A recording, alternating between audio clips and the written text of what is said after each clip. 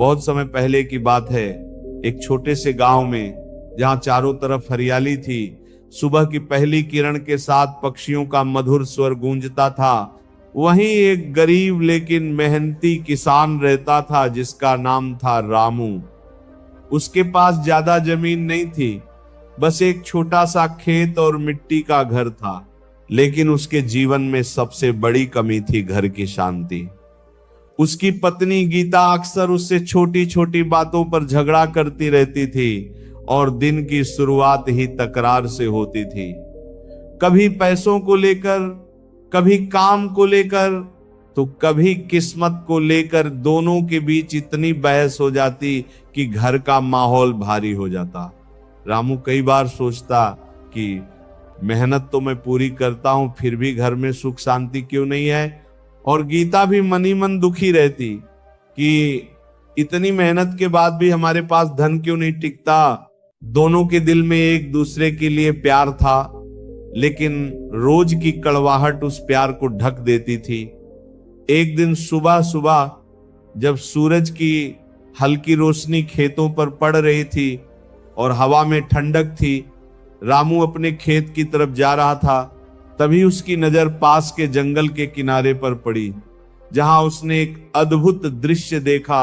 एक मोर और मोरनी साथ साथ नाच रहे थे। मोर अपने पंख फैलाकर बड़े गर्व से नाच रहा था और मोरनी उसे बड़े स्नेह और शांति से देख रही थी। दोनों के बीच ऐसा प्रेम और सामंजस्य था कि रामू कुछ पल के लिए सब कुछ भूल गया।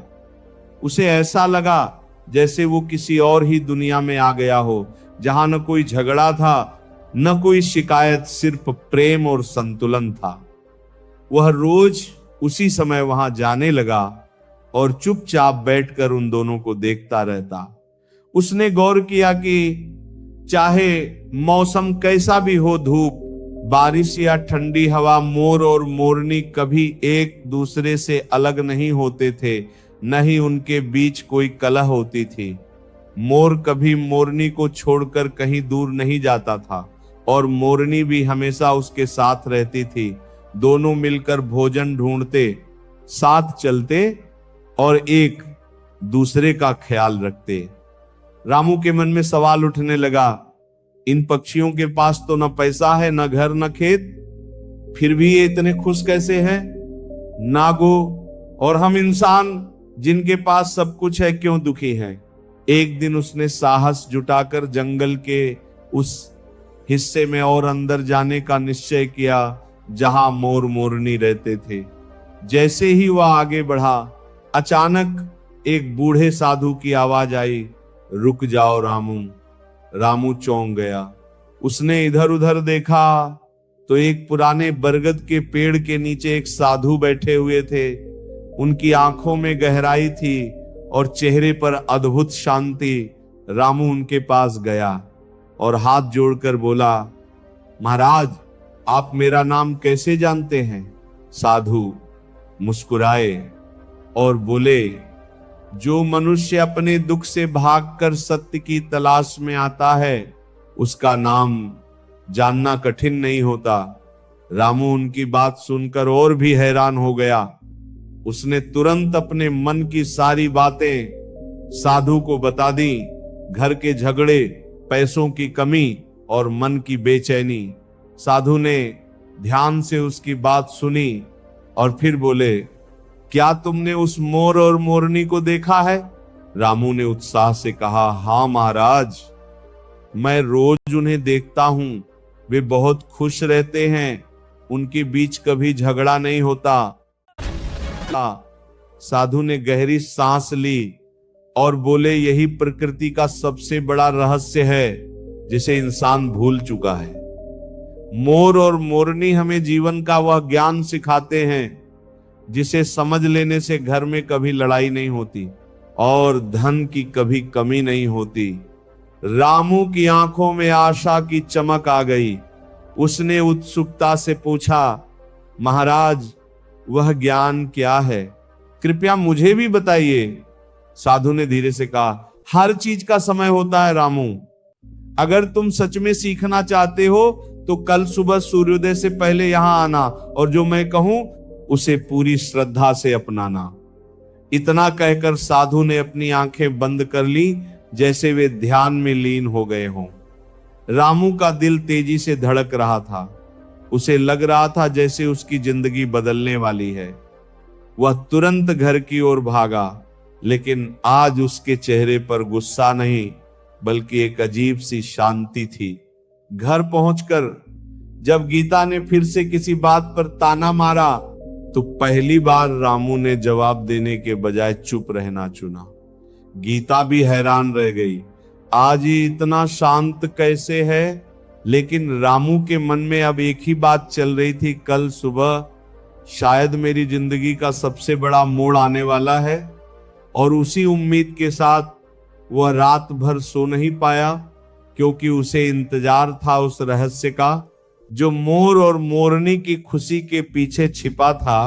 अगली सुबह रामू ने जैसे ही आंखें खोली, बाहर अभी हल्की अंधेरी थी और चारों तरफ गहरी शांति छाई हुई थी, लेकिन उसके भीतर एक अलग ही उत्साह था।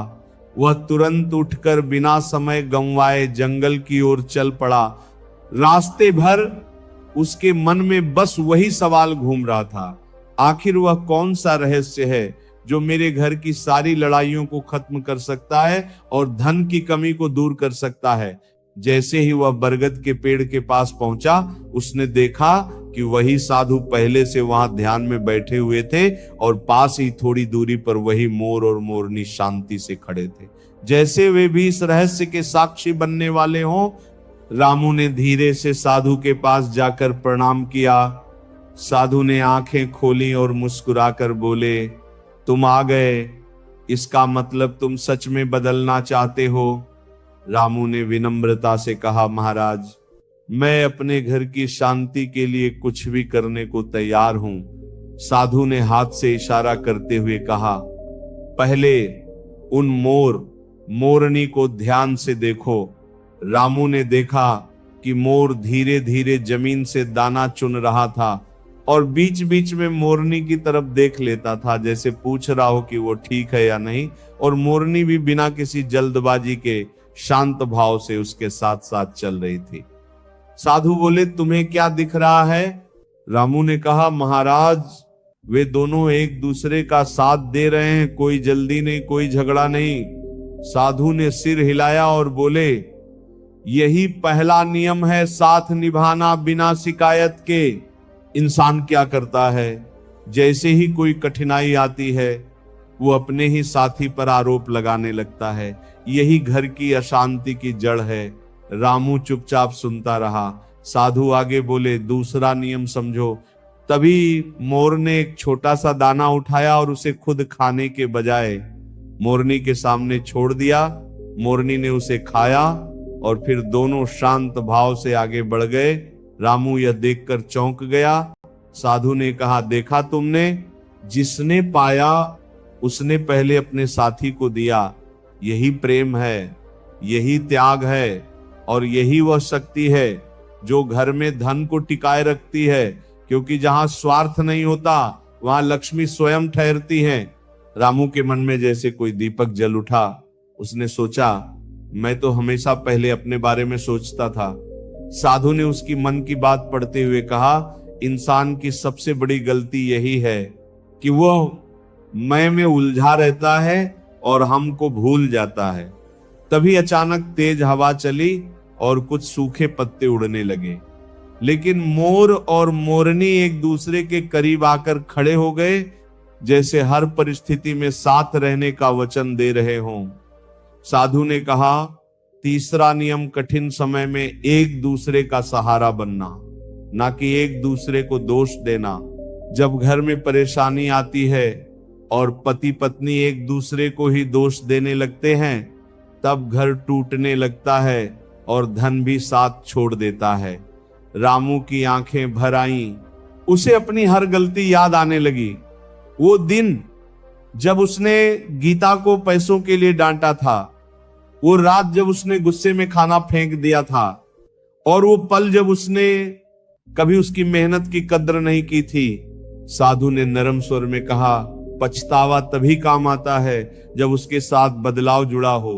रामू ने तुरंत कहा, महाराज मैं बदलना चाहता हूं, मुझे क्या करना होगा?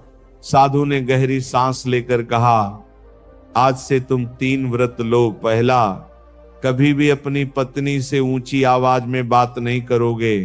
दूसरा, जो भी कमाओगे उसमें से पहले उसका हिस्सा उसे दोगे और उसे सम्मान दोगे।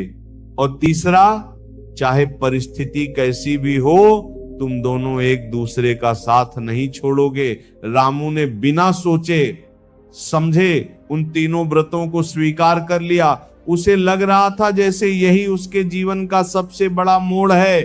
तभी साधु ने एक और बात कही, और एक चौथा नियम भी है जो सबसे महत्वपूर्ण है, लेकिन उसे समझने के लिए तुम्हें अपने घर में जाकर आज का दिन बिताना होगा। रामू ने उत्सुकता से पूछा, वह क्या है महाराज? साधु मुस्कुराए और बोले, जब तक तुम उसे खुद महसूस नहीं करोगे तब तक उसका असर नहीं होगा। जाओ और आज से अपने जीवन में इन 3 नियमों को अपनाओ। रामू ने साधु को प्रणाम किया और तेज कदमों से घर की ओर चल पड़ा। आज उसके दिल में डर नहीं था, बल्कि एक नई उम्मीद थी। घर पहुंचते ही गीता ने हमेशा की तरह सवाल किया, कहां चले गए थे सुबह? लेकिन इस बार रामू ने गुस्से में जवाब देने के बजाय मुस्कुराकर कहा, बस ऐसे ही, थोड़ा सोचने गया था। गीता ये देखकर चौंक गई। उसने सोचा, आज ये इतना बदला क्यों लग रहा है। दिन भर रामू ने साधु के बताए नियमों का पालन किया। उसने गीता से प्यार से बात की, उसके काम में हाथ बंटाया, और जब खेत से थोड़ी सी कमाई लेकर आया तो सबसे पहले वो गीता के हाथ में रख दी। गीता की आंखों में हैरानी के साथ साथ खुशी भी थी, लेकिन उसके मन में अभी भी एक सवाल था, ये बदलाव कितने दिन टिकेगा? और रामू के मन में भी एक हल्की सी चिंता थी, क्या सच में इससे हमारे घर की लड़ाई खत्म हो जाएगी? क्या सच में धन आने लगेगा? लेकिन उसे यह नहीं पता था कि असली परीक्षा अभी बाकी थी। और वो चौथा नियम जो साधु ने नहीं बताया था, वही उसके जीवन की दिशा हमेशा के लिए बदलने वाला था। दिन बीतने लगे और रामू ने साधु के बताए तीनों नियमों को पूरी निष्ठा से अपनाना शुरू कर दिया। शुरुआत के कुछ दिन उसके लिए आसान नहीं थे, क्योंकि आदतें जल्दी नहीं बदलती। कई बार गीता की कोई बात उसे चुभ जाती, गुस्सा भी आता, लेकिन हर बार उसे बरगद के नीचे बैठे उस साधु की बातें और मोरनी का शांत चेहरा याद आ जाता और वह खुद को रोक लेता। धीरे धीरे उसके व्यवहार में एक स्थिरता आने लगी। अब वह हर सुबह उठकर पहले गीता को मुस्कुराकर देखता, उसके काम में हाथ बंटाता और बिना कहे ही छोटे छोटे काम कर देता। गीता भी इस बदलाव को महसूस कर रही थी, लेकिन उसके मन में अभी भी संदेह था, कहीं यह कुछ दिनों का नाटक तो नहीं, क्योंकि उसने पहले भी कई बार रामू को गुस्से में वादे करते देखा था जो कुछ ही दिनों में टूट जाते थे। लेकिन इस बार कुछ अलग था। इस बार रामू चुपचाप अपने कर्म से बदलाव दिखा रहा था। एक दिन जब घर में अनाज बहुत कम बचा था और पैसे भी खत्म होने के कगार पर थे, तब गीता के मन का डर फिर से बाहर आ गया।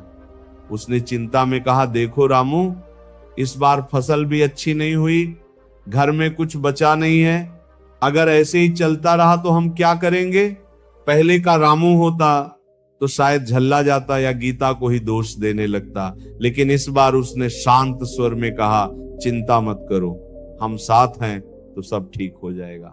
ये सुनकर गीता कुछ पल के लिए चुप हो गई, क्योंकि उसने पहली बार रामू के शब्दों में भरोसा महसूस किया। उसी दिन दोपहर को जब रामू खेत में काम कर रहा था, तभी अचानक तेज आंधी और बारिश शुरू हो गई। उसकी मेहनत से उगाई गई फसल का एक बड़ा हिस्सा खराब हो गया। ये वही क्षण था जहां उसकी असली परीक्षा शुरू हुई। उसका मन अंदर से टूटने लगा। इतनी मेहनत के बाद भी सब खत्म हो गया।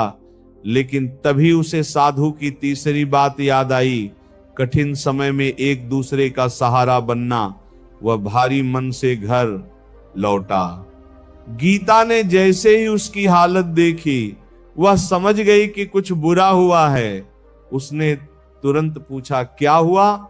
रामू ने धीरे से सारी बात बता दी। कुछ पल के लिए घर में सन्नाटा छा गया। ये वही समय था जब पहले दोनों के बीच बड़ा झगड़ा हो जाता, लेकिन इस बार कुछ अलग हुआ।